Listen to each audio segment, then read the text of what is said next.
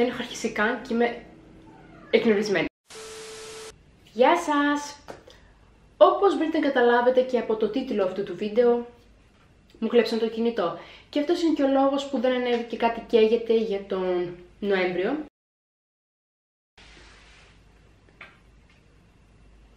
Σήμερα special guest θα είναι και η Γκάμπη, αν θελήσει να κάτσει. Τέλος πάντων. Ναι, και αυτός είναι και ο λόγος που δεν βγήκε το κάτι καίγεται για τον Νοέμβριο, καθώς πολλά κλιπ που χρησιμοποιώ για το βίντεο τα βάζω από το κινητό και επειδή life happens και δεν πρόλαβα να περάσω στον υπολογιστή τα κλιπ και μου κλέψαν το κινητό, χάθηκαν αυτά τα κλιπ, δεν μπορούσε να βγει ολοκληρωμένο βίντεο. Ή θα κάτσεις ή θα φύγεις. Αποφάσισε. Φύγει. Με καθίστε. Θα κάτσεις ή θα φύγεις.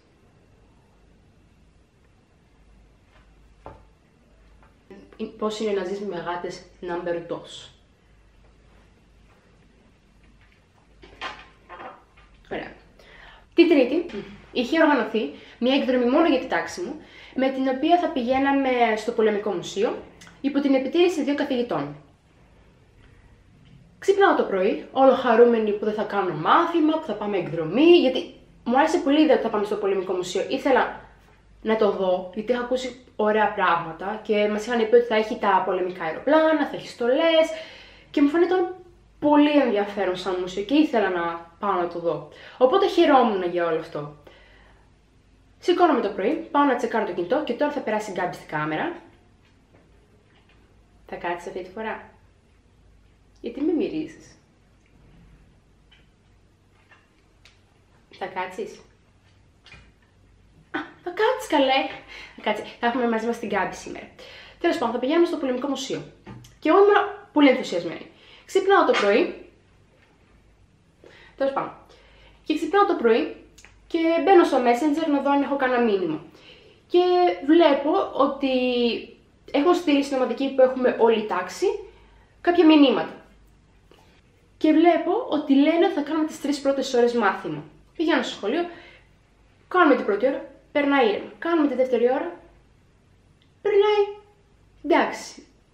Αλλά ενώ είμαι στη δεύτερη ώρα, αρχίζει και μετρώει ο λαιμός μου και δεν μπορώ να καταλάβω γιατί. Και κοιτάω και βλέπω ότι είχα βάλει από την μπλούζα και ότι με πείραζε η ετικέτα της μπλούζας. Και λέω, τέλεια.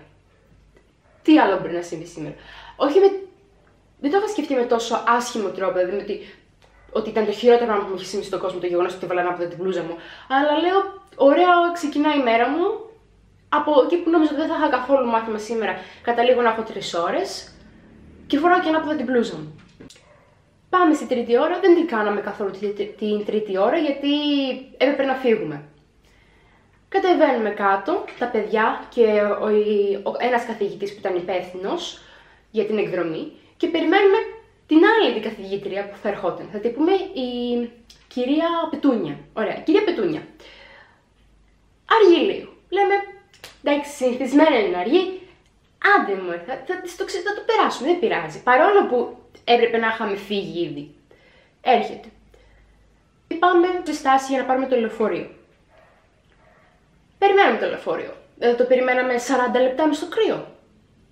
Το περιμέναμε. Έρχεται. Μπαίνουμε στο λεωφορείο. Δεν ήταν πολύ γεμάτο, ήταν σχετικά άδειο. Είχε κόσμο, αλλά δεν ήταν και εντελώς γεμάτο. Μπαίνουμε με άνεση, καθόμαστε και όσο πλησιάζουμε προς το κέντρο, γεμίζει και γεμίζει. Κάποια στιγμή είμαστε κολλημένοι ένας στον άλλον. Εντάξει. Συμβαίνει αυτό στα μέσα μαζικής μεταφοράς.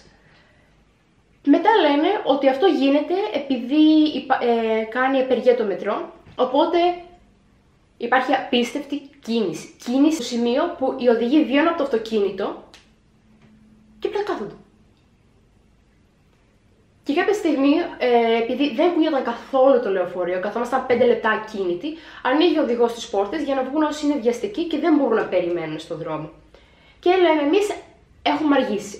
Είχαμε αργήσει εκείνη τη στιγμή, νομίζω, 20 λεπτά στο ραντεβού που είχαμε κλείσει με το μουσείο. Και μας λέει, κυρία μας, ας βγούμε, η κυρία Πετούνια. Βγαίνουμε από το λεωφορείο. Μετά γίνεται ένα debate για το αν θα πάμε με τα πόδια ή θα πάμε να πάρουμε το τραμ. Καταλήγουμε στο να πάμε με το τραμ. Πάμε στη στάση του τραμ, γεμάτη από βάθρα. Πάρα πολλοί κόσμος. Δηλαδή, εγώ ήμουνα στο τέλος της αποβάθρας, εκεί που κατεβαίνει πια η αποβάθρα, σε αυτό το σημείο.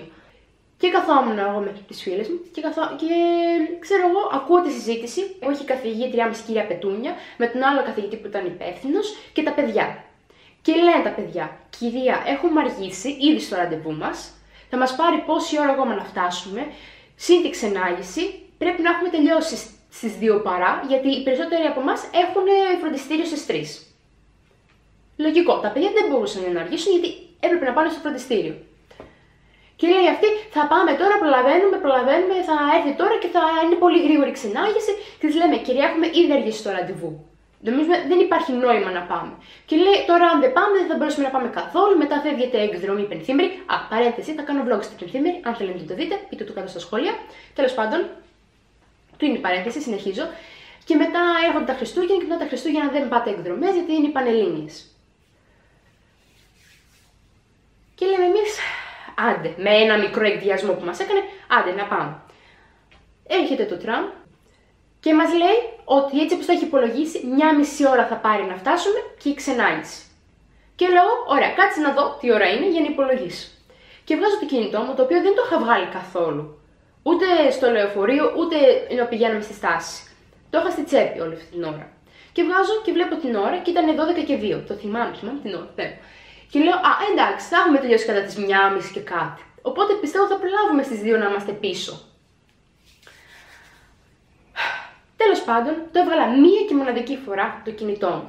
Το έβαλα στη τσέπη και έκλεισα τη τσέπη. Μια ακόμα παρένθεση να πω ότι είμαι πάρα πολύ προσεκτικό άτομο, με την έννοια ότι ποτέ δεν αφήνω το κινητό μου από εδώ και από εκεί. Πάντα πρέπει να είναι πάνω μου και όχι στα χέρια μου, αλλά στη τσέπη μου. Και να ξέρω ότι το έχω μαζί μου και ότι είναι ασφαλές μες στη τσέπη μου. Τέλος πάντων, κλείνει η παρένθεση. Και έρχεται το τραμ. Και επειδή είχε τόσο πολύ κόσμο, δεν έμπαινες με άνεση μες στο τραμ. Έπρεπε δηλαδή να περιμένεις να μπει κόσμος, να αδειάσει, να μπορέσεις να περάσεις λίγο για να μπεις. Και εγώ θα έμπαινα στη τελευταία πόρτα, γιατί μόνο σε αυτήν είχα πρόσβαση. Υπήρχε τόσος κόσμος που δεν μπορούσα να μπω από άλλη πόρτα.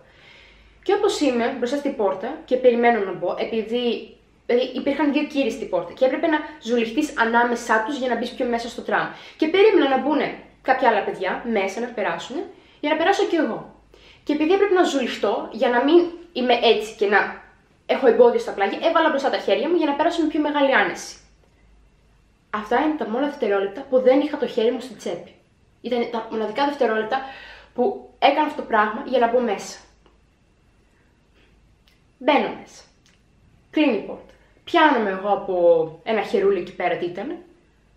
Και πάω να βάλω όπως πάντα το χέρι μου μέσα στη τσέπη για να κρατάω το κινητό, για να ξέρω ότι το έχω πάνω. Πάω να βάλω το χέρι στη τσέπη, βλέπω ότι η τσέπη είναι ανοιχτή. Λέω, οκ, βάζω το χέρι μέσα, άδεια η τσέπη. Ξέρετε, αυτό το μικρό καρδιακό που παθαίνεις όταν συνειδητοποιήσεις ότι το κινητό σου δεν είναι στη τσέπη σου, αυτό είχα. Βάζω το χέρι στην άλλη τσέπη, παρόλο που εκεί δεν το έχω σχεδόν ποτέ. Άδεια και η άλλη τσέπη. Και αυτή ανοιχτή. Λέω, τέλεια. Κάτσε να δω στην άλλη τσέπη, γιατί το παλτό μου έχει 2 τσέπες, 2 που κλείνουν και άλλες 2 που είναι σαν κανονικές τσέπες ζακέτας. Που είναι ακριβώς από πίσω από αυτές τις τσέπες. Θα σας το δείξω και εδώ πέρα, κάπου, πώς είναι οι τσέπες. Δεν είναι εκεί. Λέω, κάτσε να δω στις τσέπες του τζιν. Παρόλο που ξέρω ότι εκεί πέρα δεν θα είναι. Μόνο και μόνο για να μην αρχίσω να κάνω σκηνή, χωρίς να είμαι σίγουρη ότι δεν το έχω πάνω μου. Δεν είναι ούτε εκεί. Είναι η στιγμή που η καρδιά σου απλά σφίγγεται και το στομάχι σου είναι κάπως. Το αισθάνεσαι ξαφνικά να πέφτει. Και σκουντάω την Αλεξία που ήταν μπροστά μου. Η Αλεξία έχουμε κάνει βίντεο. Κάτι καίγεται εδώ πέρα. Με μπράουνις. Και τη λέω, Αλεξία, νομίζω μου κλέψαν το κινητό. Και μου λέει, πες στην κυρία Πετούνια. Γυρνάω που η κυρία Πετούνια ήταν ακριβώς δίπλα μου και καθότανε.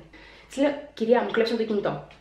Πετάγεται πάνω η κυρία Πετούνια, αρχίζει και ουρλιάζει. Φωνάζει τέλος πάντων, να πούνε στον οδηγό να μην ανοίξει τις πόρτες. Και το λέμε και από άτομο σε άτομο, το φωνάζουμε μέσα, δηλαδή είναι παιδιά της τάξης μου μπροστά μου και πίσω μου. Και φωνάζουμε στους πιο μπροστά να πούνε να μην ανοίξει ο οδηγός τις πόρτες. Εκεί αρχίζω να τρέμω ολόκληρη. Αρχίζω και τρέμω ολόκληρη και είμαι κάπως. Θεέ μου, σε παρακαλώ, απλά να εμφανιστεί το κινητό μου. Και σηκώνεται η κυρία Πετούνια να κάτσω εγώ, γιατί εγώ είμαι ράκος, είμαι έτοιμη να κλάψω. Δεν κλαίω ακόμα, αλλά είμαι έτοιμη. Και ξέρω εγώ, λέει ένας κύριος που καθόταν δίπλα της, λέει: τώρα αυτός πάει, αυτός το πήρε όταν εσύ έμπαινες και έχει φύγει τώρα. Και λέω: το κινητό μου πάει. Και πάντως. Και εκείνη τη στιγμή ξέρω τα παιδιά της τάξης μου είναι κάπως πώς ήταν, τι κινητό ήταν και μπλα μπλα. Και τους λέω ότι ήταν ένα Samsung Galaxy J3 ή του 2016, χρυσό, με μαύρη θήκη και το ένα τ' άλλο. Φτάνουμε στην επόμενη στάση. Ο οδηγός ανοίγει τις πόρτες. Εκεί ουρλιάζουμε. Να μην τις ανοίξει.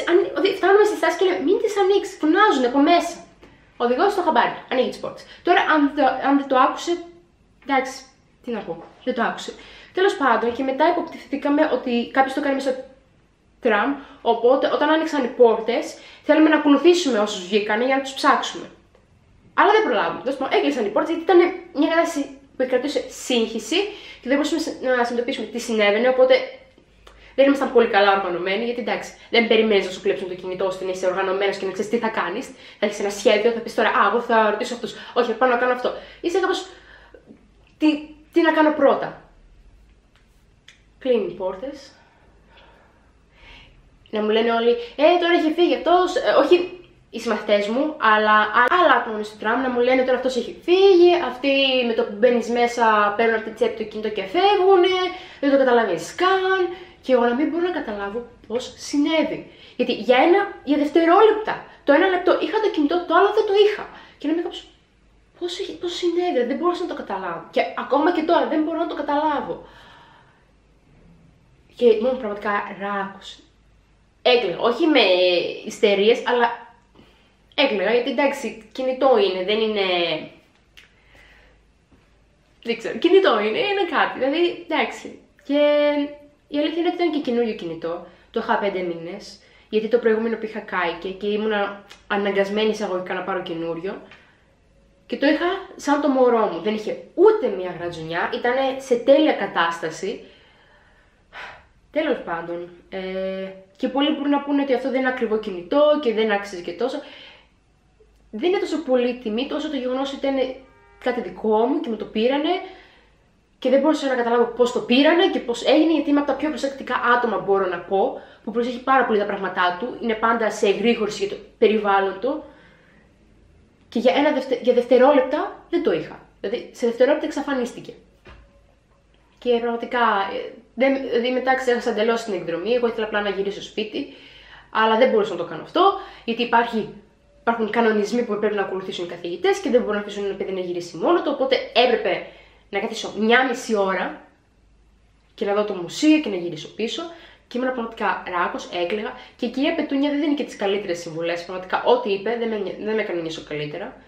Πάντως, η αλήθεια είναι ότι εκτιμώ πάρα πολύ τους μαθητές μου και ειδικά τους κοντινούς μου φίλους που είναι στο τμήμα μου, δηλαδή τη Μάγδα και την Αλεξία. Μάγδα, Αλεξία. Πάντων, και εκτίμησα πάρα πολύ αυτό που έκαναν. Δηλαδή, που νοιάστηκαν με την έννοια ότι με ρώτησαν πώς είμαι και εντάξει, αυτό λογικό είναι, δηλαδή αν δεν το κάνω θα ήταν κάπως, αλλά που νοιάστηκαν, δηλαδή μετά από λίγο καιρό με ξαναρωτήσαν και πώς είσαι και όλα αυτά.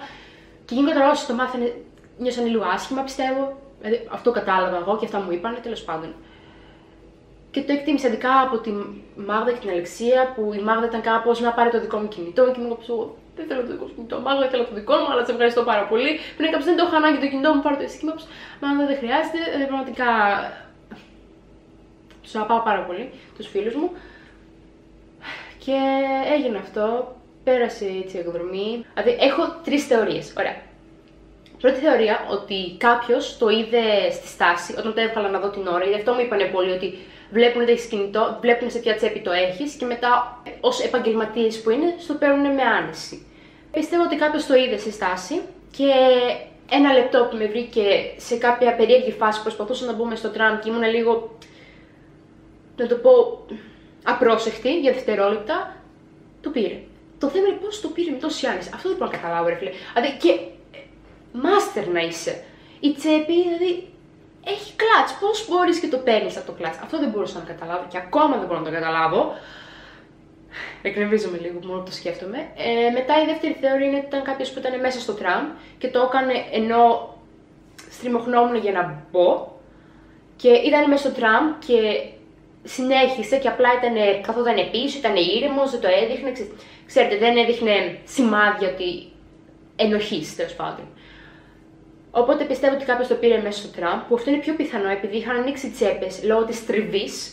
Έτσι θέλω να πιστεύω, λόγω της τριβής που επειδή έπρεπε να στριμωχθώ ανάμεσα σε δύο κύριους που ήταν μπροστά στην πόρτα.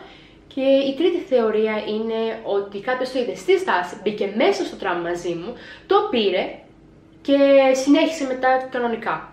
Το πρόβλημα είναι ότι εγώ είχα το κινητό μου στη σίγαση και αυτό είναι δικό μου λάθος. Συσσαγωγικά, γιατί εντάξει, πού να μπορώ να προβλέψω ότι θα μου το κλέψουν, αλλά ο λόγος που το είχα στη σίγαση ήταν επειδή θα πηγαίναμε στο μουσείο και δεν ήθελα να χτυπάει ή να έρχονται ειδοποιήσεις και να ακούγεται.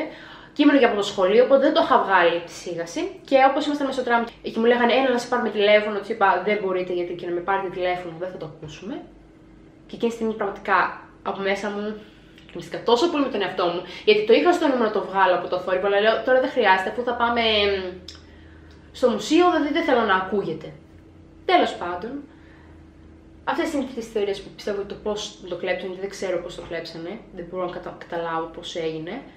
Και το γεγονός ότι δεν μπορούσα να καταλάβω πώς έγινε και το γεγονός ότι μου κλέψαν κάτι δικό μου, που είμαι συναισθηματικά δεμένη με τα αντικείμενά μου, που αυτό είναι κάτι κακό, αλλά είμαι γιατί ειδικά στο κινητό που έχω προσωπικά δεδομένα, έχω φωτογραφίες, έχω πράγματα, έχω αναμνήσεις που θέλω να έχω, που ευτυχώς πολλές τις είχα περάσει στον υπολογιστή, αλλά κάποιες δεν έτυχε να τις περάσω και χάθηκαν. Πραγματικά αυτό, δηλαδή με στεναχωρεί πάρα πολύ, γιατί εντάξει είναι. Εντάξει, δηλαδή να σου παίρνουν κάτι που είναι δικό σου και δεν το είχα κάνει ούτε μισό χρόνο, το είχα 5 μήνες. Αυτό είναι που με χαλάει τόσο πολύ. Γιατί. Τέλος πάντων. Έγινε αυτό. Εντάξει. Πέρασε. Να προσέχετε. Το μήνυμα πίσω από αυτό το βίντεο είναι να σας πω να προσέχετε τα αντικείμενά σας. Ακόμα και αν πιστεύετε ότι είστε πιο προσεκτικοί άνθρωποι στον κόσμο, να προσέχετε. Γιατί και εγώ αυτό νόμιζα και μου έτυχε η στραβή. Μην έχετε το κινητό σας στο χέρι, γιατί είναι πολύ επικίνδυνο και πάλι να σας δει κάποιος και απλά να έρθει να σας σπρώξει κάτω, να σας χτυπήσει και να σας πάρει το κινητό ή να σας απειλήσει με μαχαίρι, γιατί το έχω ακούσει και τέτοιες ιστορίες. Σκοτώνονται άνθρωποι για κινητό, για 20 ευρώ, για 10 ευρώ. Σκοτώνουν ανθρώπους για αυτόν τον λόγο. Δηλαδή, ειδικά αν βλέπουν μικρά παιδιά, στην έννοια έφηβοι, ούτε 18 χρόνων ούτε 20, δηλαδή πραγματικά δεν διστάζουν καθόλου, είναι αδίστακτοι, δεν έχουν ενοχές και δεν καταλαβαίνουν. Οπότε. Παρακαλώ προσέχτε, δηλαδή πρέπει να είστε προσεκτικοί με αυτά τα θέματα. Αυτό είναι το κοινωνικό μήνυμα πίσω από αυτό το βίντεο. Εντάξει, μπορεί να πούνε κάποιοι ότι είναι πολύ τραγικό το γεγονός ότι στεναχωρήθηκα για αυτόν τον λόγο και ότι το γεγονός ότι το κάνω τόσο μεγάλο θέμα, αλλά στα δικά μου μάτια είναι μεγάλο θέμα αυτό. Ένα εντελώς άκυρο μήνυμα. Σκέφτομαι να κάνω vlog για την πενθήμερη στην οποία θα πάω στις 15 Δεκέμβρη. Και πείτε μου αν θα θέλω να το δείτε αυτό. Εγώ έτσι και το κάνω, αλλά θέλω να μου πείτε αν θα σας ενδιαφέρει να το δείτε. Κάτι εντελώς άκυρο ακόμα. Αν θέλετε μπορείτε να με ακολουθήσετε στο Instagram, εδώ πέρα το elena.mary. Για να με ακολουθήσετε, να έχετε νέα, να βλέπετε όποτε ανεβάζω βίντεο, γιατί πολλές φορές ανεβάζω στο story μου ότι ανέβασα βίντεο και σας ενημερώνω μέσα από αυτόν τον τρόπο, για να μην χάνετε τα βίντεο. Μπορείτε να κάνετε και εγγραφή και να πατήσετε το καμπανάκι. Είναι αρκετά σημαντικό να πατάτε το καμπανάκι, γιατί σας έρχονται ειδοποιήσεις. Αυτό ήταν όλο το βίντεο. Εντάξει, είμαι ακόμα λίγο τραυματισμένη θα έλεγα. Αυτά. Μέχρι την επόμενη φορά.